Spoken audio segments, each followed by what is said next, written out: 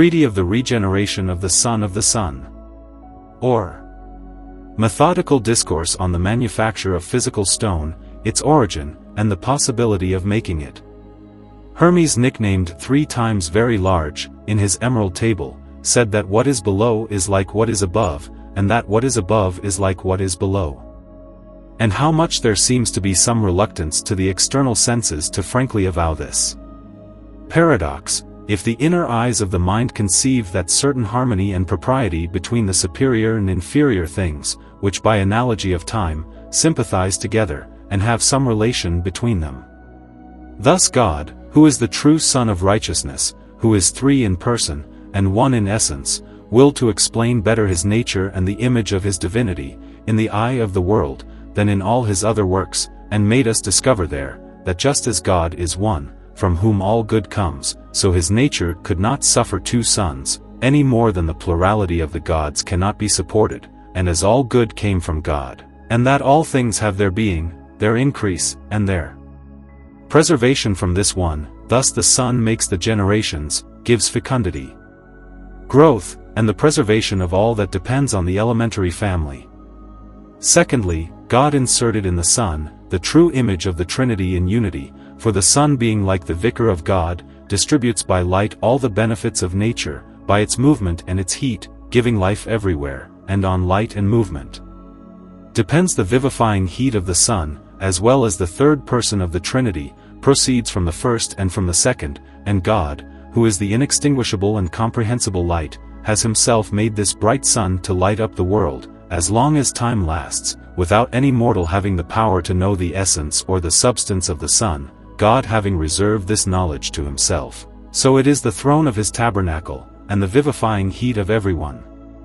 The sun is like a very ample mirror, in which the divinity looking at itself, it sees the rays of its immortal light reflecting in all these works, which it sees and knows in an instant, and is placed there above, so that we gazing into it we could see its creator, shining by all his works, since mortals are forbidden to see immortal things, and in this eye of the universe it seems that the eye at all mighty be lodged, to see things created, and by his preference to improve all that he sees, but whoever could know this Son, would not approach the knowledge of the great immortal God. For if the sun greatly surpasses the form of forms, that with rays of light introduces itself into the generations of disposed matters, serving as seeds to things, and stimulating them to the production of their like, and if we consider in these universally there lodges an invisible ray, which moves the active virtue of the mixture, exciting the motor faculty of the latter, and suggests it to the propagation of the individual, to confer the species, by improving everything this eye looks at, what argument shall we have to admire his factor, and by admiring him shall we not approach his knowledge? The sky, with its various movements, gives form to material things well, but if it lacks the sun, it will be able to do nothing of itself, and so the sky cannot represent the omnipotent so well as the sun, which is the true organ of the divinity, to give increase and decrease to all things. Hence it is that the ancients call him God by participation, and many have worshipped him for the true God, seeing him far surpass all created things, and considering him to be in heaven, what heaven is to mortals and has all sensible things, that if the world were animated, its soul would be the sun, which would animate all the members and move them to all their actions. Thus God, who is immortal and universal, is only one, and as he is unique, he created this unique light, to be distributed universally in all his works, both lower and higher. Which makes us know that everything is bound to this unique source, which created for our good this unique light, in which the life of the world is housed, almost as God is the life of the sun. But what is the need to give such praise to this created light, and to represent it if necessary to the generations, if his absence, however slight, brings us so much corruption? Can it see an eclipse of this luminous body, without bringing a great detriment to our nature, and to all created things which are lodged at the beaches located at the sign where this eclipse will have been made? Those who deal with astrology mathematically and indexically, will make you wise if you address them, being sure that God created this light to be necessary for all the parts of this universe, and the man intervening, giving him help, conspire together human propagation. Where does Aristotle say, that the sun and the man made the man. But between all individuals that the sun and nature have made, without the intervention of man, gold holds the first rank, and is between metals and imperceptibly material things what the sun is to planets and stars. The stars and other sublunary things, except the said man. This gave the ancients the opportunity to impose on gold the name of the sun, and to attribute to it relatively, and each according to its own fashion, the faculties of the sun, what they would never have been able to do, if not had full knowledge of the inner part of gold, as well as its outer. And this internal notice led them to high and sublime secrets, and impelled them to such great arcane intelligence, that they saw that gold is all nature, and that it is an epitome and abridgment of the elemental world.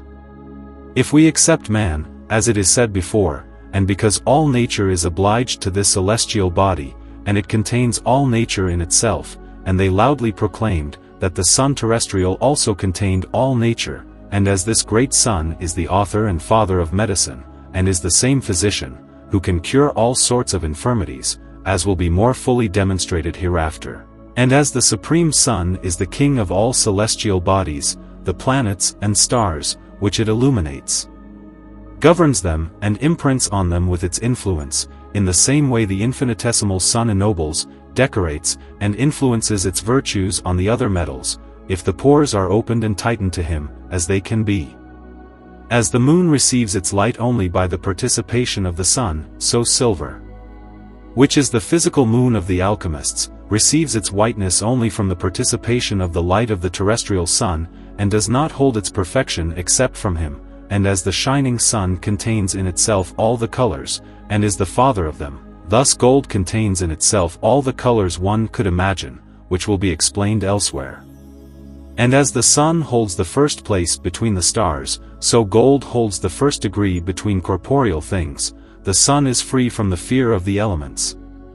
for neither can alter it, and the terrestrial sun is the same. The ancient ethnic people worship the sun, but alas, how many people are idolaters of ours? The ancients painted the sun always young, because the eternal bodies are exempt from old age, and ours does not receive any alteration by time, which kills everything. They gave birth to Diana and Apollo of Latona on the island of Delos, that is to say in an obscure hiding place, and made them be twins, and ours was not only born secretly in the bowels of the earth, and in a place that the human eye cannot see, but also his good temper, which is Jupiter, led him from Latona by means of the olive tree, in this upper island, to take the day there, but because our sun, being all nature, as it is said, is and was silver before gold. They pretended that Diana, or the silver, had preceded Apollo, or else that in our operation of gold, the white smoke precedes the yellow, of which, Latona or the land of gold, was pregnant by Jupin, and that she latently contained them. There are so many parallels and relationships between one and the other, which would like to take the time to peel them, one could fill a volume with them. Let's just see why the ancients gave him the name of Apollo. Cicero in 3 of the Nature of the Gods, says that the Greeks called him thus, and the moon Diana, but Plato specifies in Cratylus why they called him thus, saying that he received this name enough, because of his unity, either because this word of Apollo signifies to weld and bind, or because of sending or spurring, or because of the purity of its substance, what we consider to attribute to ours, if we consider it by the actions that it produces in us in the generation of its fetus. Because if we consider its unity to contain universality in itself, and to be the universal medicine, we can make a fair relationship with this great sun, or else, if Apollo means to weld and bind, he will teach us that we must open the pores of our own to untie it from its too tight body, in order to be able to regenerate it, and if this name is given to it because it means to launch, because it darts its rays from afar, ours has so much power and is filled with so many luminous faculties, that being opened, then tightened, it can soar on the other imperfect metals, to sufficiently perfect them. That if it is because of the purity of the sun, that they titled him with this name, ours being so pure that it is purity itself, can he not be compared to his father? The celestial sun is indeed the father of the universal generations, but particularly he is the true father of our sun, gold being the complement of our labor, as glass is of fire, so he bears all the marks of his father, by some relation as it is said, therefore it should not be found strange if our gold bears the name of soul, and if antiquity imposed it on it. That as much to the matter of its generation, it is said in the treatise of its germ, and in that of its genealogy, that it is vapors and exhalations which are the authors of this one, to the help of the sun, and therefore it will not be discussed here, but it will be expedient to put us on the factory of the sun of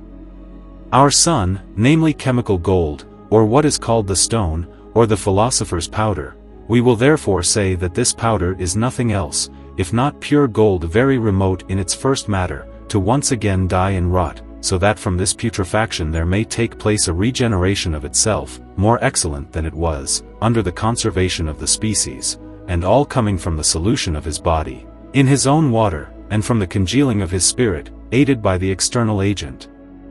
namely fire, to lead him into his perfection, so that of its exuberant tincture, and of its fixed quality, the imperfect metals may be perfected, and the universal medicine thereof may be distributed to all individuals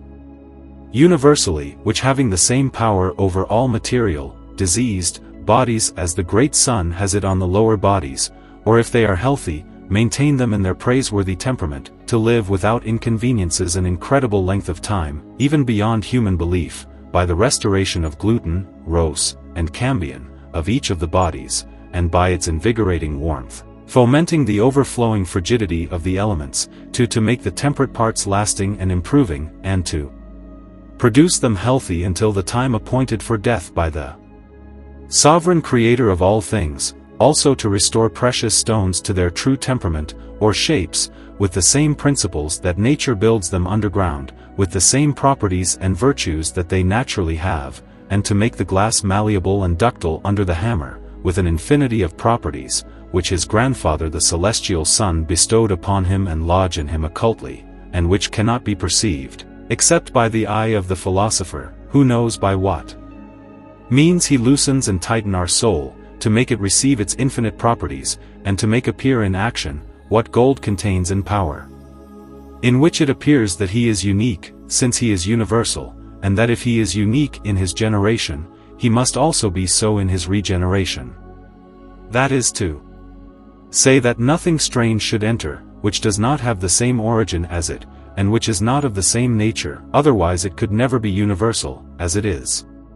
What makes us judge, that all those like monkeys, wanted to imitate our first parents, who made this powder, and based their work on all the substance which is not gold, and cannot be, were badly taught, never happened what they claimed. That this material is unique, it also appears in everything, that the authors are in agreement, that the material of the stone is unique, that it contains all that is necessary for the work, and that you just have to remove the superfluous.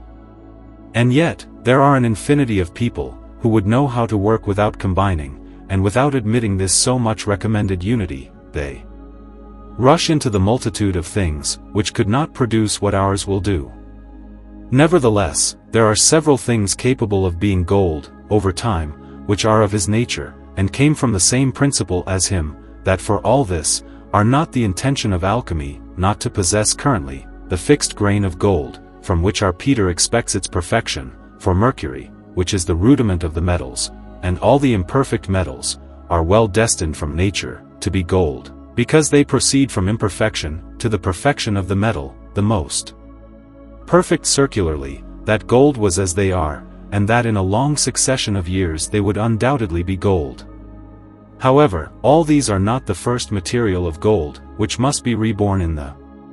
raw material of imperfect metals, on which he has not yet operated, or only slightly operated on it, namely mineral water, which is water as clean as a crystal, and as liquid and clear as a fountain, and therein gold drinks so much water from his own cistern, and he alone, that he becomes dropsical, and the more he drinks, the more he wants to drink, until thinking he is quenching his thirst in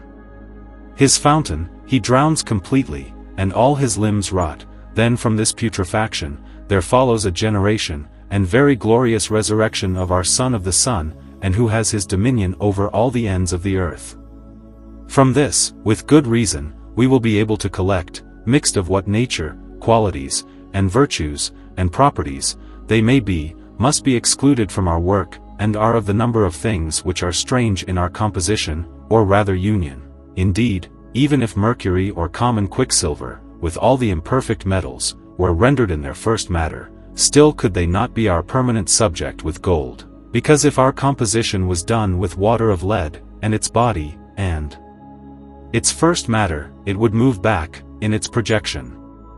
The gold and the nature of the said lead, and thus of the other imperfect metals, if we believe Raymond Lully, which obviously shows that our king of metals needs this unique fountain to redden imperfect metals, as the queen, or silver, has, to whiten them, for just as our moon is well dissolved in the same solar and first water of her and of the sun, without all that, she can get to redden, and lead the aforesaid imperfect metals, to the end of gold, thus his inferiors could not do, and could not exalt them higher than themselves. It is not so with gold, which being elaborated by nature, the sun, and its stars, has become in its required perfection, and fully enjoys the right of preeminence over all the others, and wants to ennoble them to his faculty of money, while he is reached to white, or the dignity of gold, if one continues to red, having this of its own, to contain eminently the silvering and orifying faculty, altogether, which the moon does not have, and is content to silver, and whiten imperfect metals, being composed of the very subtle and very clear essence of quicksilver, from which it copiously derives, and a little white and red sulfur, one and the other is fixed, which gives a dye to the said quicksilver, hence silver is called the leaven or the white ferment, like gold, the ferment of the bench and of the red, this which the craftsman must take note of before beginning his work. There will therefore be need in our work only of this water so famous, and which is the same thing with gold, if we remove it, and separate the accidents of crudeness and decoction. And for this, Flamel and several others, have said that the solvent differs from the thing to coagulate and dissolve, only in proportion and digestion, but in matter, they are similar, thus the agent and the patient are very different in kind, but in kind they agree together. Also we cannot draw the soul, nor the tincture of the perfect bodies, except by means of this water. Still it is necessary that it be complete, and that it contain its fusible salt, or this air frozen, so much needed, and which is the link and the knot of all the elements. Nevertheless, water and fire hold the dominion in our embryo, the activity of fire being moved, and aided by the external heat, which excites this movement, consumes the aerial part, and the starch of the earth, and elevates our son of the sun in the nature of the sky, which, for being made of water and fire, like him, is called Shemaim by the Hebrews. What makes our fetus incorruptible, and will be so as long as the sky will last, if it is not reduced to its own water, once again, to its first matter, especially since the powder of the sages is composed of act and power, but its power can be excited only by water alone, to which there is a virtual and quantitative multiplication, altogether, by the assumption of the new nobility, which it has acquired in its water, and thus ours powder having arrived in a very great simplicity, makes effect similar to the lightning, and having become simple body, it is not of wonder if it remains in its duration, considering that only one element, although elemental, lasts much and resists putrefaction, and our fetus is made of one, and which is copious in quintessence, and in radical moisture, which gives birth, growth, and death to all things, which is ours hot frozen air. I say that in our powder, is made of an element, because the whole is only pure water, and that in the solution, it is only an aqueous body of the same essence and root, and it is only one and the same substance, diversified only by the accident of rawness and coction, and it can mean the same thing, as our ancestors understood it. And from there we can judge whether there is a body made of a single element, and as clean as ours, although not an element at all, that there is no doubt that it will be of great duration, because of its simplicity, and though our compound exists of water and earth, both on the part of water and of the sun, if both of the aforesaid pieces are sulphuretted, which makes the aqueous mercury transmute very slightly into sulfur itself, because of the symbol that there is with the said sulfur, in which we see that the common quicksilver has nothing proper to ours, that ours is an igneous and ethereal water, and the sulfur is only a watery earth, but full of fire, and nourished with air, which is easily converted into solar water, and the soul being only pure fire, with mercury, according to the Trevisan, it will follow that the whole compound is only strong water, tenuous, subtle, ethereal, and full of fire, and of the nourishing spirit, which governs, and animates in vigor, the elemental bodies, and restores them to the fallen disposition, by the disagreement of their elements. This description of this elemental element of our powder or stone, would be sufficient for you, if you had the right brain, to receive this very great and occult doctrine, but in order that you may have a greater intelligence of physical matter, I will explain to you what is above, more clearly, and will make you mount by 3 rungs on the altar of truth, and of light, there to praise God. The first is to have a very great knowledge of your subject, to make a very curious research of its composition, to proceed from the cause to the effects. The second will be done by division, by retrograding effects to causes, and the third rung will be reason and authority. By the cause of a thing, one can certainly expect its effects, as, for instance, the cause why fire melts wax, and freezes drying mud, and is hot and active, we are assured that it can melt wax and dry mud, since it is the proper to fire to perform this contrary operation. Thus we can recognize that our object and our matter, which is only pure ethereal fire, but congealed, will cause its action to be sudden and violent, and its effects to be hot, because that it contains a large quantity of water, and a little sulphureous earth, and fusible, that water is the mother of all liquefiables, that it is tinged with an extreme redness, by means of its sulfur, and that it is permanent in the fire, without its violence being able to evaporate, however little that may be. This complicated water will assure us that the effects of our stone or powder cannot fail to make us see that it will be easy fusion, and consequently, easy intrusion of the bodies, that it will tint them in perfect redness, that they will be permanent in their dyes, and ultimately, that she will perfect them, as she is superabundantly perfect. This way of examining his work is good, but the second stage is better, by which we retrogress from the effects to the cause, as if I see ice melting in the heat, would say most certainly, that the cause why such freezing is done, is the coldness, since it is the characteristic of the cold to condense, and to freeze the water. In the same way, if we see, or read, that the effects of this chemical powder are so sudden, subtle, violent, that they are referred to the effects of lightning, or of the serpent basilisk, which, from its very sight, slays those whom he see. Certainly we see that the cause of such effects is hot, and extremely igneous, since it is the nature of fire to produce such effects. From there we will be able to collect, that all that enters our pierre is only pure fire, or all that it is, or cannot be it on this subject, is far from the intention of true chemists. This speculation is the most assured, especially since it allows us to peel, more ingeniously, artistically, with more assurance, all the accidents and properties of our pierre. Because if we consider the fusibility, we will say without fail, that it contains a large quantity of mineral water, since water is the mother of all liquefiables. And if we look from the side of its sulfur, and its curd, which fixes this water so tightly, that it reduces it to impalpable powder, we will say that the cause of such events comes from the mineral faculty of the earth. But to specify it, this examination will not be sufficient, because to know the cause of this fixation of water, it is not enough to say that to state this word, it is the earth. It should be known that if it is the earth of gold, or else of the earth which has fixed the water of said gold, and then, that the fixing of the water of gold, is an effect of the cause preceding, which must be referred to the ground of our mercury, we will rightly say that the cause of the fixing of mercury, comes from its land, and that without gold, such land could not fix its water. Nevertheless, in this case, the land of gold is necessary in this work, as much because of its perfection, as of its tint, of which it is exuberantly full, in its interior, and because during the cooking of our work, all the colors of the world, and which one could not imagine, make themselves appear in our matter. We have occasion to say that this effect comes from the fact that our stone is universal, and what will confirm this opinion to us still more, will be when we see, in its complement, joining easily with all liquors, oils, gums, and with all bodies universally, as well solids, as rare and liquids, by improving them, and this improvement will assure us that the cause comes from the purity, and very great simplicity of our matter, and as fire is the most active and pure of the elements, it will be permissible for us that our compound is all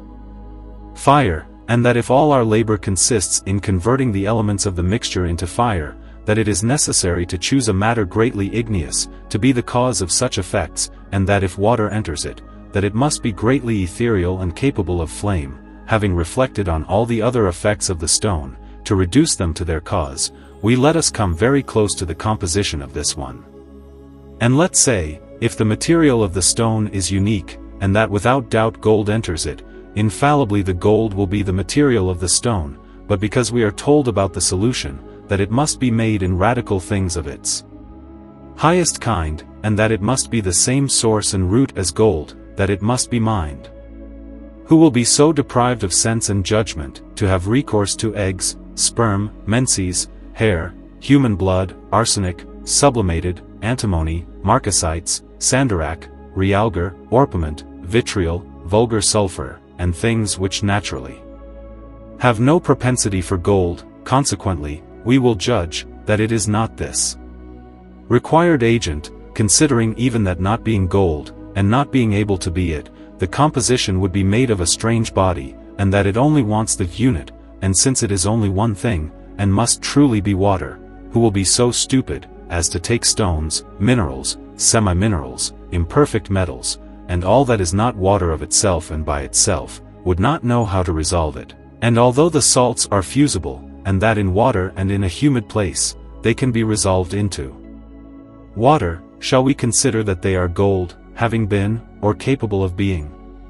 And when we concede that all these bodies are suitable for water, and that indeed they can of themselves be reduced to water, shall we be of such low quality, while I add faith, that they are our water famous, and our physical mercury, where is hidden the subtle fire, which lives in the water of our matter? Will we find it in all bodies? Is this water the orifying principle of gold?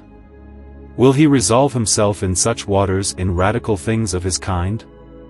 Aren't they dissimilar in genus and species? O infamous blindness and blindness! Oh, what mania holds you, O philosophers! That if you don't judge the devil would capable of generations, yet he could only produce demons, and you want the flies to produce eagles for you, because they say that both have wings, you say, to my opinion, that all metals and minerals have the same source and origin, and that with those which are volatile, you will make our eagle, which in the end has lost its feathers, know that nothing multiplies except in its nature. The conception of the man is made by coitus with the woman, the horse begets a horse, by means of his mare, grass makes grass, metal, metal, gold, gold, and finally all things multiply and engender by his like, by a univocal production, as he and previously shown. Thus our son of the sun ingenuously confesses, that he cannot have taken any other generation than from his father univocally, under the entire conservation of his species, having been received into the womb of her who had been to her father, and to her also, and from whom she retains her principle. Now for the end of this second degree of our scale, let us say that all the accidents and properties of our Peter, it is thus necessary to retrograde from the effects to the cause, and by an exact anatomy, to dissect all his members, by the same exaggeration, that we have made some of these accidents, and you will find that vulgar chemists are far removed from the temple of truth. The last level is not so short, namely, the reason that can be conjoined with the authorities. Reason is understood here twice. Firstly, it is credible that the work of nature is a work of non-wandering intelligence, and since it cannot err, it does its work with some reason. Matter is a work of nature, to which she meritoriously gives the form, according to her aptitude. Matter will not have been made without reason and without aptitude for orifying form, since we find matter which is gold. Secondly, it is necessary that the craftsman makes himself believe that he will do nothing worthwhile if, without reason and without experience, he puts his hand to this work. Reason will not only lift the numb eyelid of his mind, but will also show him the way, to surely complete his journey, and bring him to Corinth. Reason, having thus made him see what I said previously, will suggest to him again, that without a monstrous birth, a metal could not engender an animal, nor an animal a plant, and that between so many learned people, who have written occultly of this famous science, if one finds something that seems to be contrary to reason, that one should not take the opposite word as it sounds, and literally. Thus often the fixed part of our stone is explained by the names of various animals, but not winged, like wolf, leopard, lion and sea, and the volatile part is so by names of winged animals, like eagle, griffin, vulture, and sea. But it should be known that it is only by analogy and convenience that these accidents of volatile or fixation, or with the fixed and volatile parts of our matter, and that the poets who have written this science fabulously, have only described it by metaphors, and enigmatically. It is as much necessary to hear the names that they have imposed on matter, so be it, that this matter is universal, it can tolerate all kinds of names. When, therefore, the workman hears our matter called by various and dissimilar names, let him reflect on its unity, and reason will show him that all these names are, in fact, only one, and that if they were dissimilar, the unit would be in disarray, since if there is more than one matter, it is no longer what we are looking for, although that means the thing, and not the number, being two from a root. There is even animadversion, in the terms of the practice, and in the operations thereof. The terms are never clear in alchemy, they are always doubtful and obscure, so as not to divulge the secret, and the main operations have remained at the 7 gates of Thebes, because they are 7 in number. One calls the quicksilver sulfur, and quicksilver sulfur, one at a time will call it magnesia. Then he will say it is the calyps, another defecting from the practice, will begin at the end, another at the middle, or by posting the order, will try to dazzle the less cunning. This is why our artist must take heed of all this, and judge that if corruption does not precede, no generation will succeed, and this consideration will put him back in his duty. There is still an observation to be fully understood, in that the too curious allow themselves to be transported by the subtlety of their mind, which in this case is considerable only to refute it, namely, that the most learned and the most profound speculators of nature, being unable to conjecture what this igneous and mercurial water is, still less what this sulphureous earth which constitutes our mixture. They strive to confuse its substance with its accidents, and say that the blackness of our work is the earth, the whiteness the water, the perfect red the fire, and the intermediary the air, of which we must rightly make fun, since indeed, our work consists of the 4 elements, and that at present they are there. Although the fire superabounds, and it would be too great a folly to imagine that alchemy has other principles than those of nature, since with these all compositions and generations are made. Let us come to the authorities, and say that besides what we have said to make the reality of the stone palpably felt, we must add faith to the ancient sages, who wrote to us on purpose, or by certain hieroglyphs, and parables, or enigmatically, or by amphibology, that science, and that men of letters, sense, men of good, and authority, like Hermes 3 times very great, Arab Geber, and Avicenna, both kings, and an infinity of others, would never have thought of giving us falsehoods, for real things, would not have taken the trouble nor the excess of the work, which they took to teach us lies. The same must be said of the ancient poets, who to teach us mystically, this admirable science, stretched all the cords of their intelligence, to seek fabulous inventions, which not only taught this, but also corrected customs, excited to virtue, pretending that Jupiter remunerated the virtuous, with as much zeal as he punished the vicious, and some of these took war as their object, like Homer and Virgil. Others chose the most plausible subjects they could imagine, to give us traces of this work, and their labors were tinned with a screen so subtle, that hardly one can see the chain. If, therefore, you do not take the etymologies of the proper names, which they specify, or else you must already be greatly educated in the principles of this science to understand them, but the crux of this whole affair consists in recognizing, on what matter they base their operations, for the reasons that I deduced previously, because in this one must use great circumspection and caution. But from all that we have said previously, we must collect that truly gold is the true masculine matter of the stone, and that its water which can untie it, and which originated with it, is the matter feminine. That gold will never produce its fetus, if it is not opened by the said water, and that without the opening of its pores, that it cannot, and could not emit its sperm, or germ, and therefore, can make no generation. So much so that to regenerate our son of the sun, the solemn dissolution made in its own water, is at all necessary, by means of which the hard is made soft, and the too compact nature of the soil is open. Which causes the corruption which is blackness, not only to appear in matter, but also that which was hidden and latent in gold, to become manifest, and the tincture, which could not be seen in gold, while it remained in its solid substance, makes itself appear by means of the external agent, as also, its fixed quality, comes to fix this solar water, and cause of its fluidity and fusion is easy, and that the intrusion into bodies is conceded to it by nature, and thus nature is amended by its nature, contains nature, and can only be aided in its nature, so that those who operate without the help of nature, which has prepared for us the suitable material to make our powder, and which other than God and she cannot make, are very far from its path, and they should not be surprised if so many people lose the oil and the trouble to work in this work, which does not require such great subtlety of mind, that the vulgar make themselves believe, since nature operates only simply, and its matter is unique, by the common consent of all true philosophers, who, in distinguishing gold from its water, have said that the base cannot be made without the precious, nor the precious without the base, because gold is considered precious, and its water, which is dew or rain, is meant to be vile. But it is of those who have never perceived, that in it was hidden this Achinius and this Remora, who have stopped so many ships on the back of the Spagyric Sea, and who have never recognized, that in this water is housed this air, which freezes in the heat, and which very powerfully loosens the gold, and dissolves it as easily as fire does to ice, without stridency, nor irregular movement of its nature, but familiarly and naturally, whence it proceeds that the generation, or rather the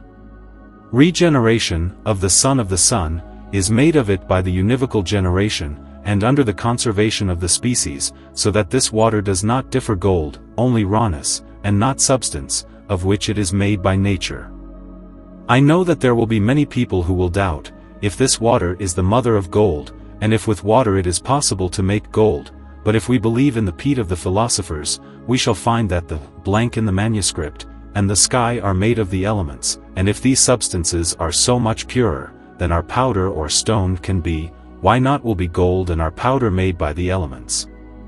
Do not convolute your mind, to seek what is not in nature, and make the common gold germinate in the water of its own cistern, rot your compound of the same matter, and no doubt you will have the true regeneration of the Son, provided that you regulate your external agent well, without exciting it too much, nor also leaving it without a gentle action in the matter, to excite its internal fire, and push it to the destined end, either to white, or to red.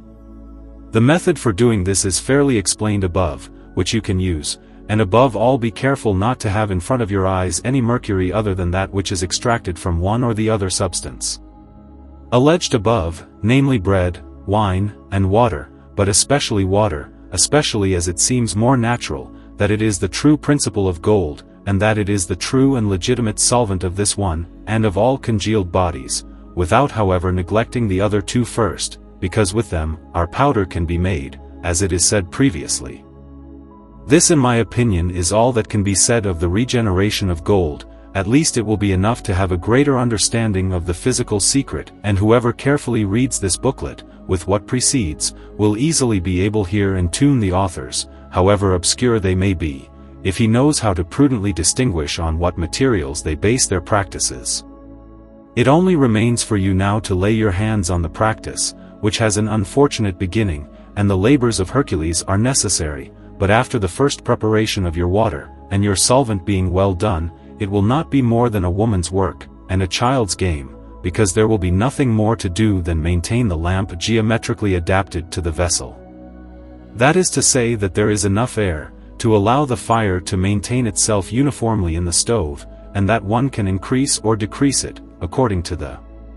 will of the artisan, and that the material will allow it, because the more the water is fixed, the more can it be increased, and on the contrary if the water is volatile and is not yet fixed, only a little heat, similar to an egg, is needed, which a hen broods. Wait for the colors with patience, do not rush anything, and live in hope of the joy that must one day come to you. Stick to the materials that I have named for you, and do not let yourself be fooled by the plurality of names of this material, because as it is said on the end of the peat, let the names be multiplied by men, that if his n were multiplied, many would laugh at our sapience, so easy is this work. Although the one who will want to work with the 7 or 8 imbibitions, will find himself rather hindered, if he does not know how to do them well, because of only the beginning, and at the end, it is necessary to slightly moisten the earth with gold, fearing to drown it and suffocate. As for the multiplication, it is enough to specify elsewhere, as it should be done. Let us therefore say as a corollary, and as a form of conclusion, that the philosopher's stone or the powder of the sages, is nothing other than pure and very pure gold, and which has never touched fire, nor a mixture of others. Metals, if such gold can be found, otherwise, golden leaf, or very purely purified gold, is good, which being corrupted in its own water, as in a radical thing of its supreme kind, there is a regeneration of it in its spiritual and igneous water, which is 100,000 times higher in fixing, tinting, permanence, and in all properties than natural gold, and of its exuberant orifying quality. It can give as much as is needed to imperfect metals, to precious stones, and can cure all sorts of diseases, however lamented they may be, and that so suddenly, that it is reputed to be a miracle. The glass is made malleable, and stretchable under the hammer, the stone is fused, so that it can be thrown into metals, obelisks, columns, or other things as one wishes, so much so that it is the epitome of the great world, if we take away from it the man formed in the image of God. And of this the clairvoyants cannot doubt, since gold being so pure a substance, cannot make a regeneration within itself, which is not greatly virtual, seeing that gold being only made drinkable by the Spirit.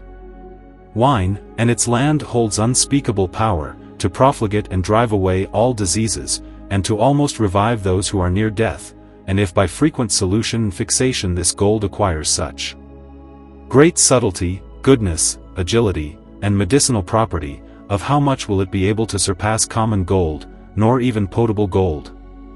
This cannot be easily believed, it takes experience to create astonishment. So pray to God devoutly, that he grant you the grace to see this crowned king, with his red diadem, like a pomegranate flower, or a poppy flower. This precious treasure, which breaks away from him all poverty, and misery, and which is the most powerful king over all the children of pride, which is the true carbuncle, which full of fire and flames shines in darkness, especially when it is made with the spirit of wine and its pontic earth, for in this case it is made into a shining stone, diaphanous, friable, and fusible, impalpable like the mineral, which is made with gold and its water. It is time to close this temple of truth, take the key, and never open it except to go and make your vows on the altar of perfection, giving thanks to the Almighty for having extended this rich fleece to you, both by devout silence, and in hymns, canticles, and thanksgivings. Do not cease to praise God for it, direct all your actions to God, never employ the fruit of this great calculation, except to his honor and to his glory, and to the glory of the fruitful Virgin Mary, and to the utility of the poor, to pious works, and to the observance of the commandments of God. Live in it tranquility of your soul, while waiting for you to see face to face this admirable workman, who will manifestly reveal to us what he wanted this cornerstone to mean within the esteems, and of what there is no need to speak. To hear. Be secret about everything, and you will forever remember Harpocrates, who keeps his finger to his lips forever, so as not to have occasion to speak of our work.